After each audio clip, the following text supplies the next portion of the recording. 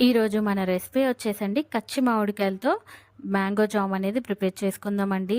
ఇది చాలా బాగుంటుందండి. టేస్ట్ చాలా రోజుల వరకు అనేది నిలువ ఉంటుందండి. జామ్ ప్రిపేర్ చేసుకోవడానికి ముందుగా ఇలా ఒక కడాయి తీసుకొని దాంట్లో తురుముకున్న మామిడికాయ తురుము అనేది 2 కప్పులు, 1.5 కప్పు షుగర్ అనేది యాడ్ చేసుకొని ఇది కరిగిపోయే వరకు అనేది కలుపుకుంటూ మనం ఉడికించుకోవాలండి షుగరు. ఇలా షుగర్ అనేది పూర్తిగా కరిగిపోయాక దీంట్లో ఒక 1/2 టేబుల్ స్పూన్ కారము, అలాగే సాల్ట్, కొంచెం పసుపు అనేది యాడ్ చేసుకొని ఇదనేది కలుపుకుంటూ మన జామ్ అనేది ఈ విధంగా దగ్గర పడే వరకు అనేది ఉడికించుకోవాలండి.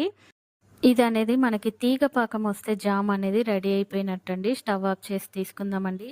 ఇది మనము చల్లారాక డబ్బాలో పెట్టి ఫ్రీజర్‌లో పెట్టి తీసుకుంటే ఇది మనకు చాలా రోజుల వరకు అనేది నిలువ ఉంటుందండి.